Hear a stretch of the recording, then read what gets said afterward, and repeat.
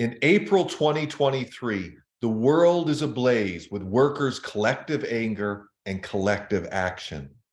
Occupations of the universities, high schools, and some refineries are spreading in France, as in May 1968, when 10 million workers were on strike and thousands of factories occupied. In Israel, large sections of the military have sided with the strikers, while in Iran, the top generals are alarmed by widespread refusal by members of the army to fire on protesters. The basic issues throughout the global strike wave are the same. The fight against attacks on workers' wages, pensions, educational and health systems, and against the blatantly authoritarian methods used to impose these massively unpopular attacks.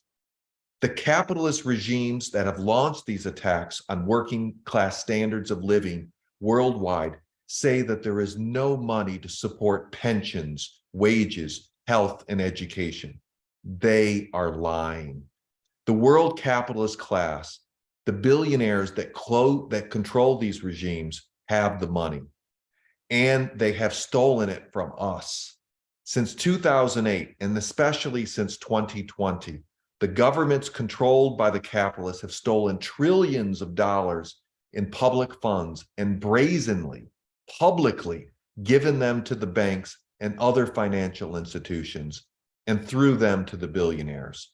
These trillions have been the sole source of funds for the bankrupt financial system. Now, a third round of theft is starting since the default of the Silicon Valley Bank in early March. The unified voice of Iranian revolutionary movement has raised the demand to take back what has been stolen. This was a key part of the Charter of Minimum Demands adopted on February 16, 2023, through a democratic process by 20 popular organizations leading the revolution. The charter calls on workers everywhere to take up these demands. History has shown us when a strike movement begins to raise positive demands, demands for what we want, not just what we oppose, the ruling class trembles. In France, the adoption of the demands to take back what has been stolen for the needs of workers can be the central unifying call as the movement passes to the offensive. Even in the United States, where no mass movement yet exists, there is enormous potential that the outrage from the emerging mass bailouts, in tandem with the nationwide austerity attacks, including 15 million people being thrown off Medicare, can be focused by this slogan into unified actions of mass protest and strikes.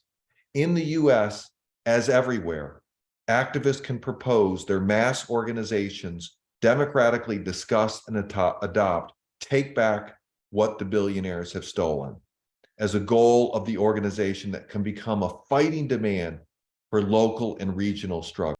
In our hands is a power greater than their hoarded gold.